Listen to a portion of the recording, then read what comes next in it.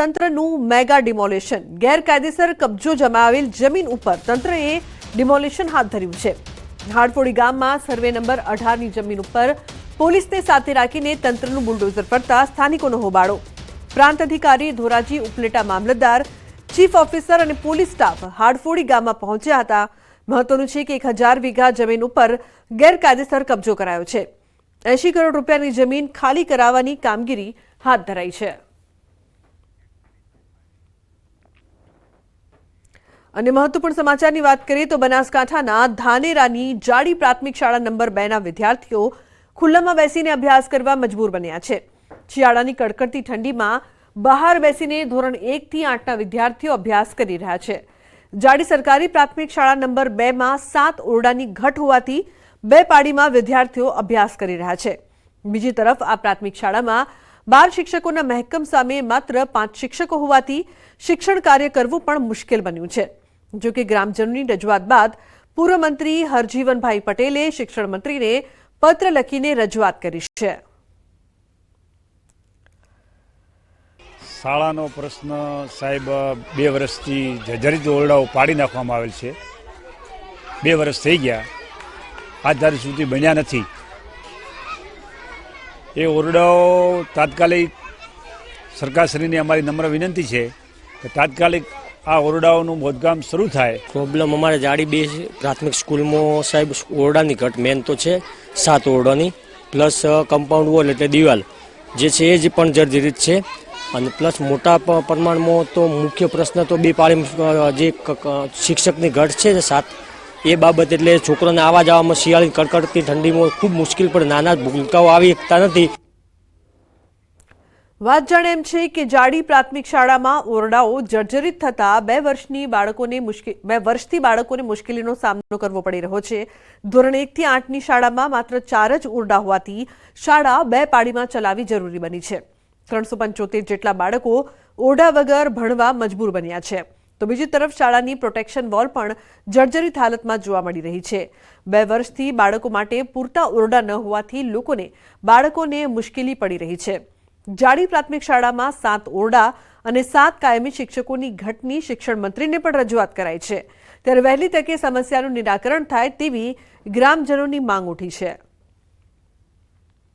શાળાના રૂમ જર્જરિત થાય એટલે ડેમેજ કરી નાખવામાં આવે છે અને હજી 2 વર્ષ ઉપર થઈ ગયા છે, હજી સુધી શાળા અમારે બની નથી। અને આ શાળાની અંદર 374 અત્યારે હાલ સંખ્યા છે અને 2 પાળીમાં મંજૂરી આપેલી છે બેનશ્રીએ, એટલે અમારે શાળા 2 પાળીમાં ચાલે છે। તો સાંગળી જઈને આપણા પ્રાથમિક શાળા જે સંભાળે છે કુબેરપી ડિંડોર, એમની પાસે જઈને લેટર એમને પ્રત્યક્ષ આપ્યો કે સાહેબ આ ઓરડા મંજૂર કરવાના કોઈ પણ હિસાબે છે। તેમણે કહ્યું કે બનાસકાંઠા જિલ્લામાં લગભગ મેં 2700 જેટલા ઓરડા મંજૂર કર્યા છે, એ પૈકી તમારે જાડી ગામના પણ 8 ઓરડા મંજૂર કરવા માટે પ્રયત્ન કરીને ઝડપી કામ થાય એવી હું સૂચના આપી દઈશ। તો ભાવનગર મનપાએ પશ્ચિમ વિસ્તારમાંથી પસાર થતી ગઢેચી નદીના શુદ્ધિકરણ પ્રોજેક્ટ હાથ ધર્યો છે। પ્રોજેક્ટ અંતર્ગત અમૃત 2 યોજના હેઠળ 70 કરોડના ખર્ચે ગઢેચી નદીનું શુદ્ધિકરણ થશે અને અડચણરૂપ દબાણ હટાવાશે, જેને લઈને મનપાએ 800થી વધુ દબાણકર્તાઓને નોટિસ આપી છે। 7 દિવસમાં દબાણ દૂર કરવાની નોટિસ મળતા ગરીબ પરિવારો ચિંતામાં મુકાઈ ગયા છે। અમે જોતું તો એટલું આપી દીધું છે ને, અને હવે અમારે ક્યાં જાવ, અત્યારે બધું પાડવાનું કે છે। અમે મજૂર માણસ છીએ, અમારા નાના છોકરા છે, અમારે ત્યાં ધંધા પાણી છે નહીં। અમને 50,000 કેસે અગાડી આપો તો મકાન આપી, અને કોઈ ભાડે નથી આપતા, લોન લઈને અમે મકાન બનાવ્યા છે। 4-5 મહિના પહેલા ડિમોલેશન આવ્યું હતું ત્યારે અમે 20 ફૂટ જગ્યા આપી દીધી હતી એમને, તો હવે શું કામ અમને હેરાન કરે છે? અમે નાના બચ્ચા વાળા છીએ, ટકનું લાવીને ટકનું ખાવા વાળા છીએ, સખી મંડળમાંથી લોન ઉપાડીને અમે મકાન બનાવ્યા છે। હવે એ લોકો એમ કે છે કે અમે નોટિસ આપી, ડિમોલેશન આવ્યું તમને પાડી દઈએ, અમે પાડી દેવા જગ્યા દેવા તૈયાર છીએ, પણ આમાં અમને મકાન દે, જમીન દે, 100 વારનો પ્લોટ દે કે આવાસ યોજનામાં મકાન દે, તો અમે એ લોકોને ખાલી કરવા તૈયાર છીએ, બાકી આ અમે દેશું નહીં।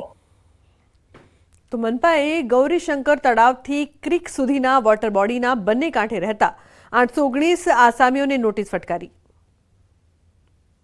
ઉપાધ્યાય સાહેબે જયારે બોર્ડર મળી ત્યારે સ્વતંત્ર 30 મીટરમાં લોકોએ પોતાના મકાન પાડી દીધા છે, છતાં પણ આ લોકોને સંતોષ નથી। મૂળ મને એટલું લાગે છે કે આ લોકોને ગરીબી હટાવવામાં રસ નથી, ગરીબોને હટાવવામાં રસ છે, પણ અમે કોઈ પણ હિસાબે આ મકાનો પાડવા દેવાના નથી. હા, વૈકલ્પિક મકાનો આપે તો અમને વાંધો નથી, તો અહીંયા બધું અમે સાથે છીએ, પણ આ ગરીબ માણસોના પડખે ભાવનગર શહેર કોંગ્રેસ સમિતિની પડખે છે અને રહેવાની છે. ભાવનગર મહાનગરપાલિકાના વિકાસલક્ષી કામો માટે માન્ય નામદાર કોર્ટના ગાઈડન્સ મુજબ અમે કામ કરી રહ્યા છીએ. આગામી દિવસોમાં એમની જે માંગણી છે એ કમિશનર પાસે રજૂ કરવામાં આવી છે. સરકાર પાસેથી માર્ગદર્શન મેળવીને આગળની કાર્યવાહી કરવામાં આવશે. તો જૂનાગઢના ખડિયા ગામ નજીક આવેલ ભક્ત કવિ નરસિંહ મહેતા યુનિવર્સિટીના નવા ભવનનું કામ છેલ્લા ઘણા સમયથી ચાલી રહ્યું છે, છતાં નવા ભવનનું કામ પૂર્ણ થયું નથી. પોરબંદર, ગીર સોમનાથ અને જૂનાગઢના વિદ્યાર્થીઓ માટે અતિ મહત્વની યુનિવર્સિટી હોવા છતાં હાલ આ યુનિવર્સિટી ભાડાની ઇમારતમાં કાર્યરત છે. અહીંના વિદ્યાર્થીઓને નવું અને આધુનિક ભવન મળે તે માટે એનએસયુઆઈ દ્વારા અનેક વખત રજૂઆત કરાઈ.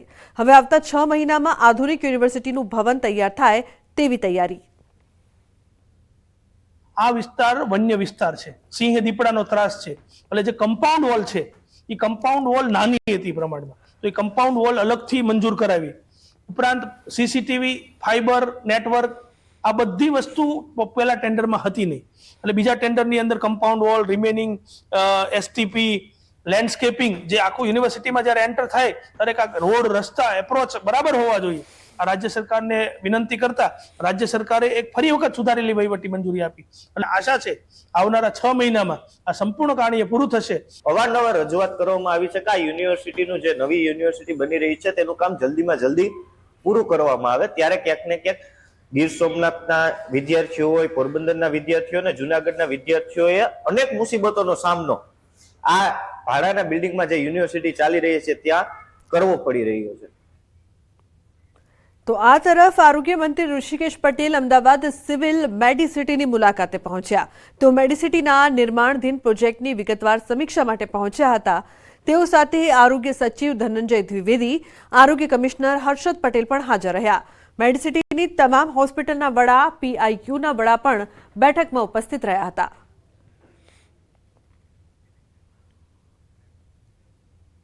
તો સૌરાષ્ટ્રની પ્રસિદ્ધ જગ્યા સત્તાધાર અને મહંત વિજયબાપુના વિવાદ મામલે આજે અમરેલી જિલ્લાના રાજુલા પંથકમાં સમસ્ત વાટલિયા પ્રજાપતિ સમાજ અને અન્ય જ્ઞાતિઓ સાથે મળી સત્તાધાર ધામને બદનામ કરતા લોકો સામે આવેદનપત્ર આપીને રોષ વ્યક્ત કર્યો હતો અને કાર્યવાહી કરવાની માંગ કરી હતી. રાજુલા માર્કેટિંગ યાર્ડથી પ્રાંત કચેરી સુધી બાઇક રેલી યોજી આવેદનપત્ર આપી કડક કાર્યવાહી કરવાની માંગ કરી હતી. આગામી દિવસોમાં કડક કાર્યવાહી કરવામાં નહીં આવે તો મહિલાઓ પણ આ બાબતે વિરોધ કરશે. જ્યાં અમુક તત્વોએ અમારા જે મહંત છે એના વિશે આક્ષેપોને એવું કર્યું છે, અમારી લાગણીનું ધર્મસ્થાન છે. આપ સાહેબને અમે એક અરજી રૂપી આવેદન આપીએ છીએ કે એમાં આપ સાહેબથી અમને મદદ જે થતી હોય એ રીતે ઉપર લેવલે કરી અને અમને મદદ કરશે. આવા પવિત્ર જગ્યા ઉપર ખોટા આક્ષેપ કરી અને અમારા આસ્થાનું કેન્દ્ર એવા વિજયબાપુ ઉપર ખોટા આક્ષેપો કરી અને જગ્યાને બદનામ કરવાનું જે પક્ષતંત્ર થઈ રહ્યું છે. આજના સમયમાં સનાતન ધર્મ ઉપર આવા ઘા થઈ રહ્યા છે. એક પછી એક જગ્યાઓ અને સંતો ઉપર ખોટા આક્ષેપો કરી અને સનાતન ધર્મને બદનામ કરવાનું એક મોટું પક્ષતંત્ર રચાઈ રહ્યું હોય એવું અમને લાગે છે. તો સુરતમાં ડાયમંડ ઉદ્યોગમાં આવેલી મંદીના કારણે 14 જેટલા પરિવારના બાળકોએ શાળા છોડી. આ વાત સુરત ડાયમંડ વર્કર યુનિયનના ધ્યાને આવતા મુખ્યમંત્રીને પત્ર લખીને વાત જણાવી. ગુજરાતના સીએમ ભૂપેન્દ્ર પટેલ દ્વારા કેબિનેટ મંત્રીઓ સાથે આ બાબતે ચર્ચા કરી ડાયમંડ ઉદ્યોગને ધમધમતો કેમ કરવો તેને લઈને એક્શન પ્લાન શરૂ કરવામાં આવ્યો છે. ડાયમંડ ઉદ્યોગની મંદી, કલાકારોના આપઘાત સાથે તેમની સ્થિતિને લઈને સરકાર કેવી રીતે મદદ કરે તે મુદ્દાઓ પર ચર્ચા સાથે રિપોર્ટ મંગાવવામાં આવ્યો છે. આ ઉપરાંત સુરતની એક જ શાળામાંથી 14 જેટલા બાળકોના પરિવારે એલસી કઢાવી લેતા સરકારે ચિંતા વ્યક્ત કરી. મંદી ચોક્કસપણે છે.